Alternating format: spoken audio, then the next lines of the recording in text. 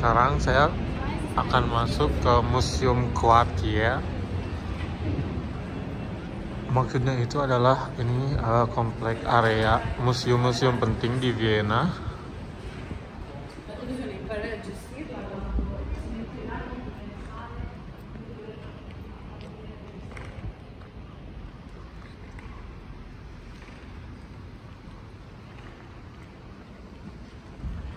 Wow, di sini banyak mural-mural kayak gini. Dan lumayan terjaga, jadi nggak ada yang misalkan ngeganggu, ngerusak. Keren.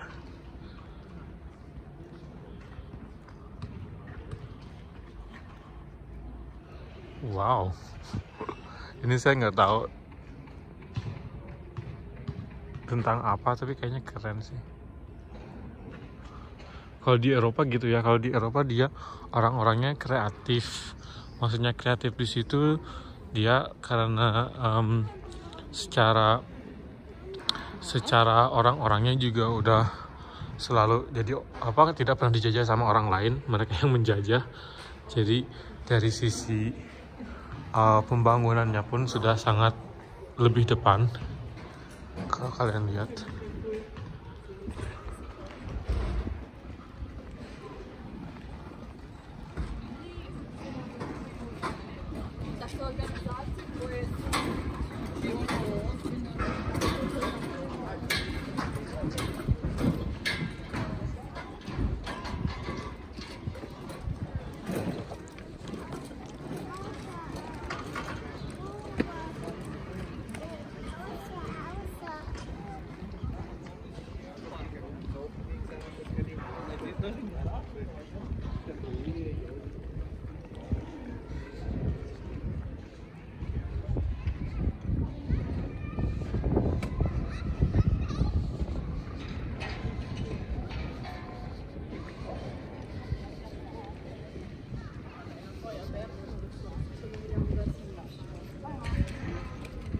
Ini ada Leopard Museum. Jadi kebanyakan kalau di Europe, seperti kalian lihat di depan saya itu ada bangunan yang baru, dan mereka biasanya mencoba untuk mix dengan bangunan-bangunan yang tua. Jadi karena yang perlu orang pikir, karena di sini setiap tahun ada 4 musim. Jadi ketika ngebangun sesuatu, kalian harus dipikir-pikir ulang mengenai bangunannya sendiri, karena di sini bisa jadi cuacanya yang ekstrim. Jadi kalau kalian bangun sesuatu di sini harus dipikirin dari musim panas, musim gugur, musim dingin, sama musim semi. Makanya kalau di sini setiap bangunan yang dibikin itu selalu dirancang dengan sebagus mungkin. Jadi orang-orang di sini kalau mau ngebangun sesuatu, mereka sudah bisa ngelihat misalkan untuk tahun depan, setahun yang ke depan akan seperti apa, dan mereka harus bisa memikirkan gimana caranya bangunannya bisa tahan di setiap musim yang akan datang. Makanya dari kualitas bangunannya pun pada akhirnya emang sangat bagus. Jadi kalau kalian lihat bangunan-bangunan di sini bisa bertahan sampai ribuan tahun. Nah, sekarang kita udah akan masuk ke kota tua di Vienna sendiri. Kalau kalian lihat bulan-bulan ini udah banyak orang yang mulai mendekorasi untuk Natal. Hal yang menyenangkan sebenarnya di bulan-bulan Natal itu, walaupun matahari nggak bersinar panjang, tapi seenggaknya dia ada banyak ornamen-ornamen lampu yang menghiasi kota. Jadi dia akan dicahai oleh lampu-lampu buatan seperti ini, yang biasanya dibikin secantik mungkin. Dan selain itu, kalau kalian lihat ini nanti akan ada Christmas market. Jadi biasanya di sini nanti akan dijual kayak souvenir atau makanan-makanan khas untuk musim dingin. Tips dari saya, karena saya nggak minum alkohol, di sini yang terkenal itu kalau musim dingin adalah Glühwein. Jadi dia kayak minuman anget yang dicampur dengan alkohol. Nah, kalau saya karena nggak minum alkohol, dia ada lagi namanya Kinderpunsch.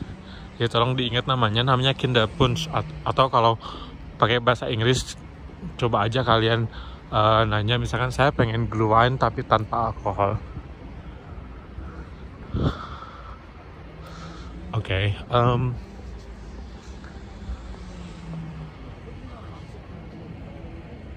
nah jadi di Vienna itu banyak banget bangunan-bangunan tua kayak gini yang emang masih terjaga.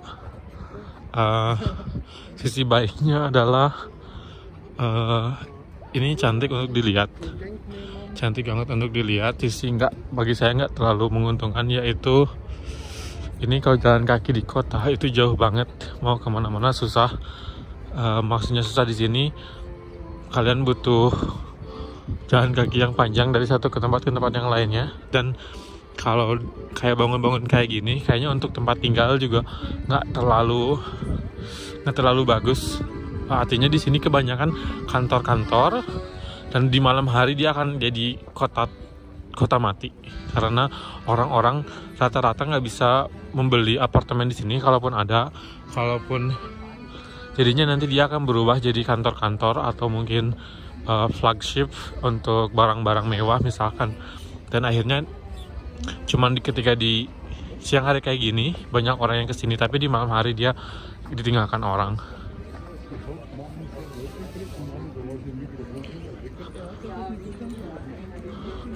Oke, saya sekarang akan bawa kalian jalan kaki ke pusat kota. Pusat kotanya Vienna. Vienna itu kotanya lumayan besar, jadi kalau kalian mau explore kotanya, saya saranin minimal 3-4 hari itu udah harus, karena kotanya lumayan besar. Dan untuk museum-museum juga banyak banget, untuk yang museum-museumnya bisa kalian kunjungi. By the way, highlight kalau di Vienna itu sebenarnya kalian pergi ke konser-konser musik-musik klasik atau ke opera, karena Vienna itu sangat terkenal sama musik hallnya.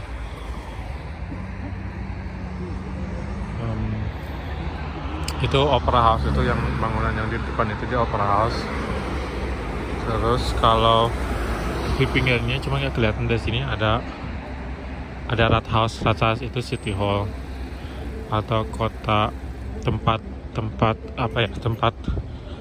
pemerintahan, yang bangunan yang tinggi itu dia kota pemerintahannya. Ada tower tapi nggak kelihatan.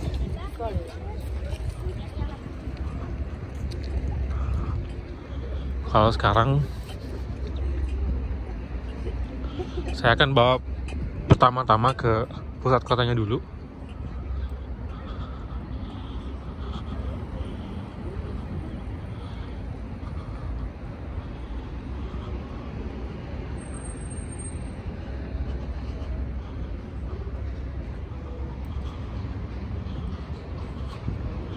Seperti yang saya bilang, jalan kaki di sini masih lumayan sulit.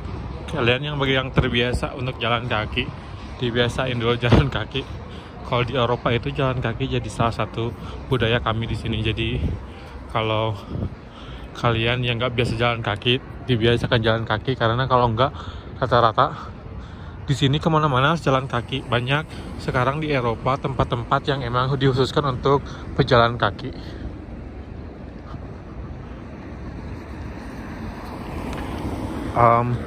Masalahnya kalau kalian bawa mobil misalkan ke kota, itu biaya parkir di sini mahal banget. Per jamnya bisa sampai 30.000 sampai 50.000. Selain itu juga susah banget untuk dapetin tempat parkir, karena tempat parkir yang terbatas dengan mobil yang banyak banget yang pengen parkir. Jadinya sebenarnya ngambil banyak waktu. Kalau kalian yang punya cukup uang tentunya pakai taksi selalu bisa, tapi nggak ke semua tempat di tengah kota, dan rata-rata ngambil waktu juga lebih lama. Jadi kalau saran saya, kalau di sini biasain jalan kaki, explore kotanya dengan jalan kaki. Kalau kalian lihat mobil-mobil di sini pakai pakai apa kalau di sini, shield numbernya, plat nomornya pakai V untuk VIN, makanya bukan VAU, bukan V, bukan Vienna tapi VIN. Makanya jangan aneh kalau di sini di Eropa rata-rata untuk nomor mobil itu diambil dari huruf depan dari nama kotanya sendiri. Kayak di Jerman juga sama. Jadi kalau menurut saya lebih gampang ya, maksudnya ngegampangin. Kalau kalian lihat satu mobil, kalian bisa tahu oke, V bisa kalian tebak kira-kira mobilnya dari kota mana. Kalau di Indonesia rata-rata agak susah, jadi untuk mengetahui dari kota mana datang suatu mobil harus hafal dulu kira-kira untuk huruf apa dari kota mana. Oke.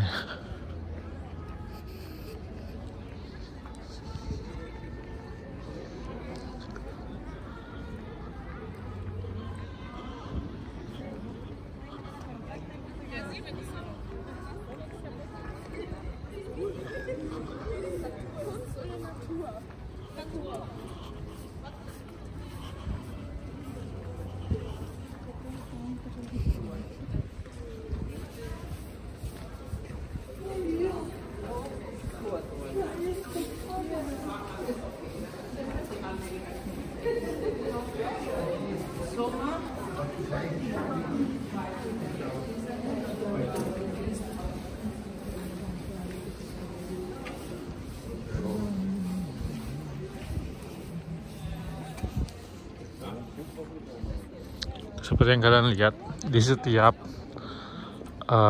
sudut-sudut kota di sini banyak banget status yang historical, jadi yang emang banyak sejarahnya. Jadi kalau ke sini kalian yang suka sejarah, kalian akan sangat puas dengan apa yang mereka sajikan. Dan seperti kalian lihat kotanya bersih banget.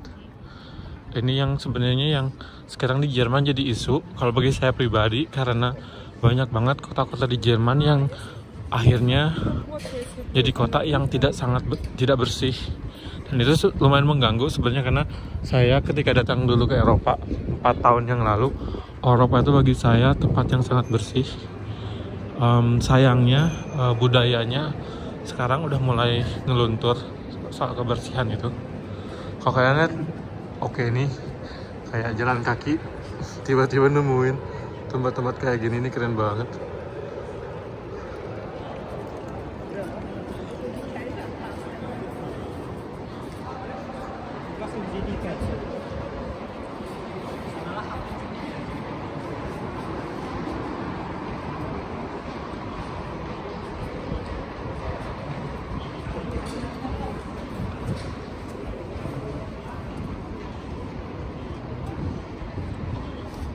Oke, salah satu atraksi di sini yaitu naik kuda ini keliling kota.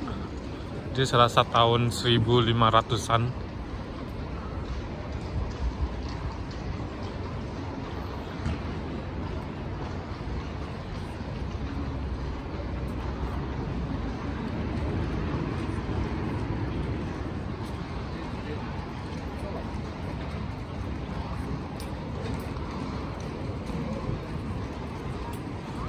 Kalau kalian lihat di sini juga nggak terlalu banyak mobil, karena yaitu untuk mobil sendiri lumayan sulit untuk pergi kemana-mana di tengah kota, karena yang pertama banyak orang yang jalan kaki, yang kedua juga banyak banget lampu merah kalau di sini. Itu yang sebenarnya agak ganggu, karena di sini setiap apartemen, nggak setiap sih tapi hampir seluruh apartemen itu bisa diakses oleh jalan. Dan untuk mengakses jalan itu ya akhirnya banyak lampu merah, makanya kalaupun kalian ke kota dengan pakai mobil akhirnya nggak cepet banget, jadi ngambil waktu yang lumayan banyak. Oke, kalau ini dia untuk jalan, untuk yang kalian yang suka shopping. Ini seperti di kota-kota yang lain, banyak brand-brand terkenal yang bisa kalian temui.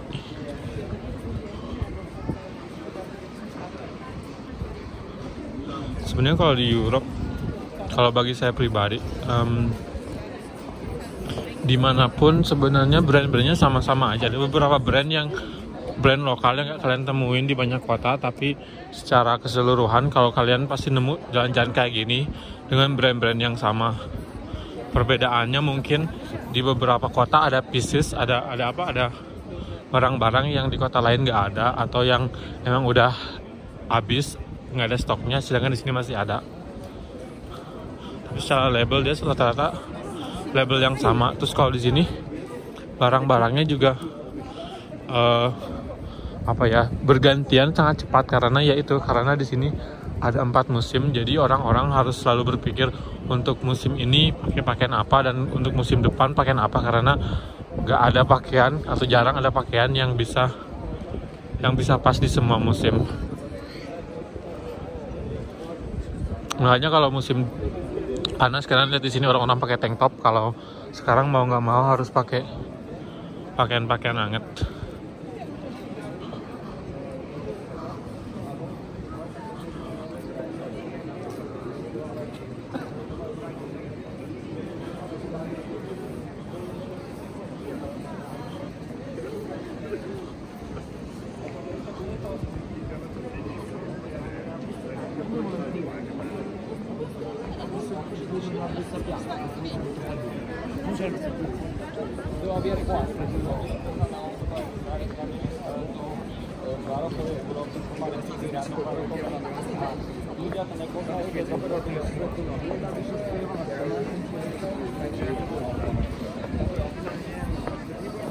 Jadi kalau tips dari saya, kalau jalan kaki di Europe itu kalian cari aja jalan kaki yang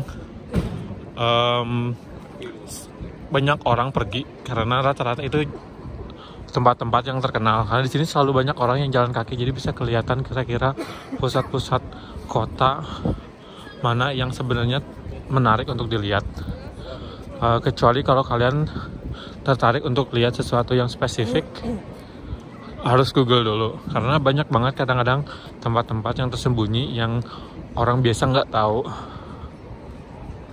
Terus kalau saya karena tertarik sama arsitektur, jadi emang saya seringnya Google dulu, terus tempat-tempat yang saya pengen kunjungi saya simpen di Google Maps. Jadi kalau saya ada di salah satu kota, tinggal saya buka Google Maps, lalu saya lihat bangunan apa yang sebenarnya di list yang saya punya. Kalaupun untuk tempat-tempat yang sebenarnya penting dikunjungi, Google Map biasanya menyediakan kayak biasanya ditandai dengan warna kuning, biasanya untuk tempat-tempat yang orang kunjungi.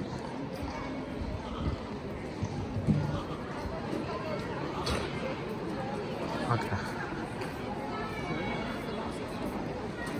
Halo, cute.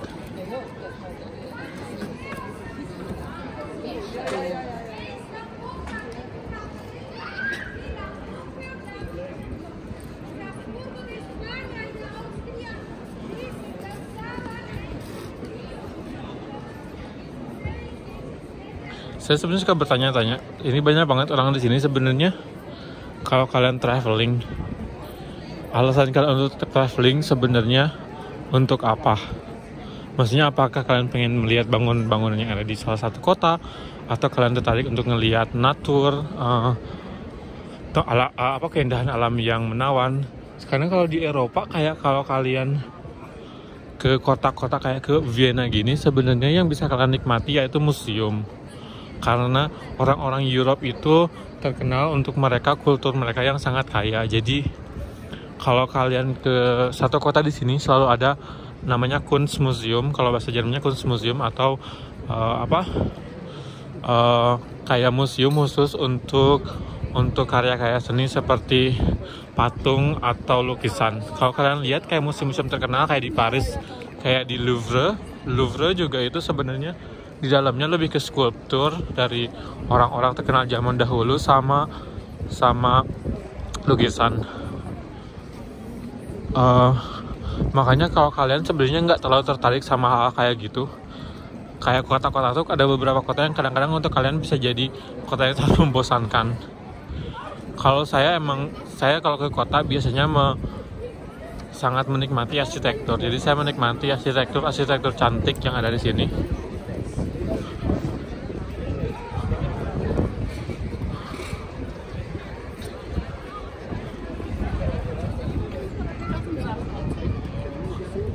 Oke, ini salah satu gereja yang terkenal di sini. Atapnya kalau kalian lihat emang berwarna banget.